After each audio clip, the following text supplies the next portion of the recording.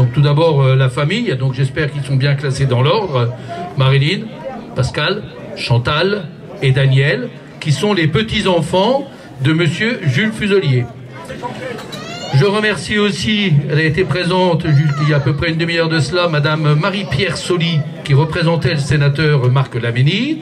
Je remercie mon collègue et ami monsieur Pierre Cordier, Kevin Jangou, qui est conseiller départemental et maire de Bonny-sur-Meuse, et sur ma gauche, monsieur Florian Lecoutre, qui est maire de Nouzonville. Si nous sommes là aujourd'hui, c'est pour réparer une faute d'écriture sur le nom propre de monsieur Jules Fuselier. L'histoire a voulu qu'il perde un aile ou une aile durant son dur combat. Donc, avant, c'était cela. Excusez-moi. Voilà. Avant, c'était la place Jules Fuselier. Donc, jusque-là, tout va bien. Et vous allez voir qu'il n'y a qu'un aile. Alors que la nouvelle, et c'est là que roulement de tambour. Donc, à la batterie, Jean-Luc. Voilà, donc il va vous faire découvrir la nouvelle plaque et place. J'ai vécu avec la conscience d'avoir fait mon devoir. Je demeure fidèle à mon idéal. C'est vers vous et vers l'avenir que vont mes dernières pensées. Jules Fuselier. Il lui demandait d'aller annoncer cette nouvelle à ses vieux parents. Il savait très bien que ça allait les faire mourir. Elle a eu une chance extraordinaire. C'est d'avoir été soutenue par sa sœur, Mélina, par le mari de sa sœur, Gustave. Elle s'est retrouvée quand même toute seule, avec 2 enfants. Elle m'a dit, il est mort, pourquoi? Je me souviendrai toujours de cette phrase. Par contre, il est mort pour nous. Merci.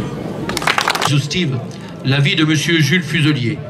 Mais je vais, avec l'aide de René-Pierre Collinet, absent bien sûr, et des recherches dans les différents registres d'archives, essayer de vous sensibiliser au mieux sur une histoire qui conduira à ce que la place de la mairie en porte son nom. Avant d'aborder son histoire personnelle, je vous invite à partager le déroulement des nominations des différents maires élus ou pas durant la période 1935-1945. Le 18 mai 1935, M. Jules Fuselier, la personne qu'on honore aujourd'hui, sera élu maire et succédera à M. Jules Hubert. En janvier 1940, tous les élus communistes sont démis de leurs fonctions. Donc, vous comprendrez que M. Fuselier soit démis de ses fonctions. Le 10 février 1940, il est nommé une délégation spéciale en remplacement du conseil municipal, donc il n'y a plus de conseil municipal, entendu et élu, suspendu jusqu'à la fin des hostilités. Le maire sera M. Henri Husson qui fera fonction de maire. Fin décembre 1940, c'est M. Camille Jacquemart qui succède à M. Husson sur la fonction de maire de la délégation spéciale. Le 21 septembre 1943, c'est M. Alfred Baudelot qui prend la fonction de maire, alors que M. Merveille, qui était entrepreneur ici, sollicité par la préfecture, n'aura pu assumer la tâche pour raisons matérielles au sein de cette délégation.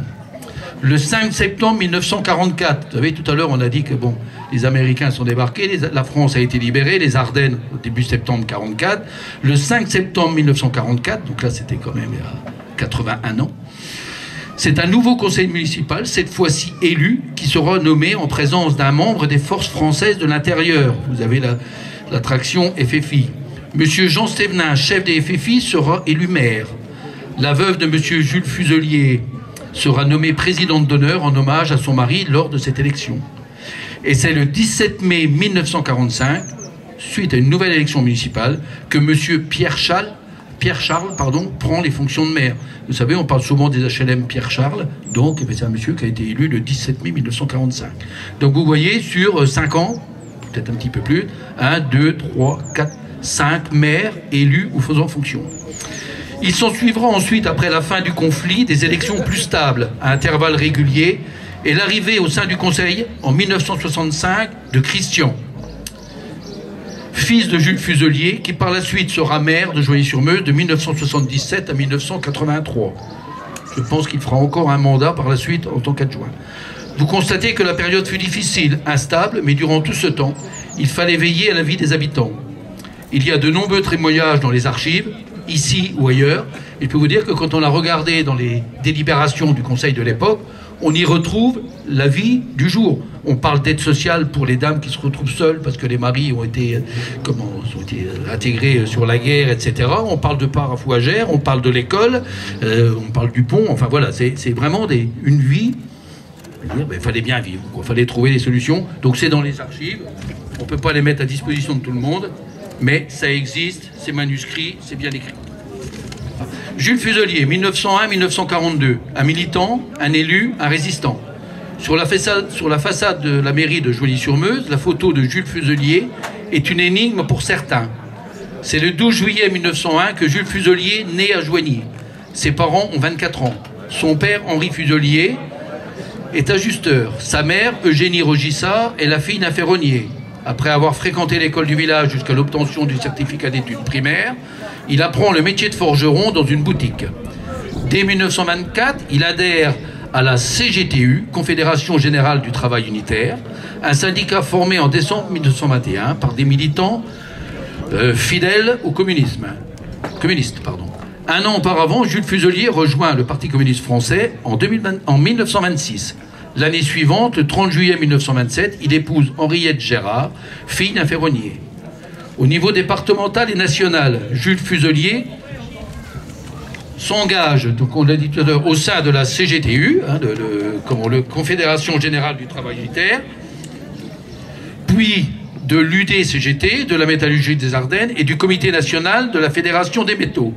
Avec ses camarades, il contribue à l'animation des comités de chômeurs de la vallée de la Meuse et au succès de la marche de la faim qui se déroule les 22 et 23 février 1935. Avec René Le Sieur, un ouvrier et camarade de Joigny, Jules Fuselier est engagé dans la résistance. En août 1941, il est arrêté pour recel de tracts appelant à la résistance, rue aux Chênes, par des gendarmes venus en traction. Défendu par l'avocat Marceau Vignon, il est condamné à 5 ans de prison. À Caen, le 14 février 1942, à 10h11, il est exécuté comme otage par les Allemands. Plus tard, son fils Christian sera maire de Joigny, je l'ai dit, de 1977 à 1983. Reste dans la mémoire du village cet événement tragique, dont quelques éléments sur l'origine de son arrestation restent sans réponse. J'ai repris les écrits que je viens de vous lire, en partie, mais non l'intégralité, de mon ami René Collinet, pour éviter la distraction. Alors aujourd'hui, il y en a avoir 2, il n'y en a pas 10. Vous trouverez l'intégralité dans le livret dédié à cette triste période, les mémoires d'un militant, d'un élu et d'un résistant, que toute la famille soit saluée et remerciée. Voilà une erreur réparée. On a mis le temps, mais voilà chose faite. Cordialement, je vous remercie. Il était de mon devoir, à la fin de cette manifestation, de signaler que le nom de Jules Fuselier ne figure toujours pas au mémorial de la résistance de Bertaucourt. J'ajouterai aujourd'hui celui de Lucien Sampé, ancien ouvrier métallurgiste de Sedan, communiste et syndicaliste, secrétaire général du journal L'Humanité, fusillé lui aussi à Caen, le 15 décembre 1941. Pas plus que ne figure pas Rémy Lallemand, cheminot aux ateliers de Mont, communiste, ainsi qu'un autre de sa famille, Cap-Dessus certainement, dénoncé à la suite d'un sabotage, est mort en déportation. J'arrêterai là la liste, malheureusement longue, des lacunes bien réelles dans ce domaine.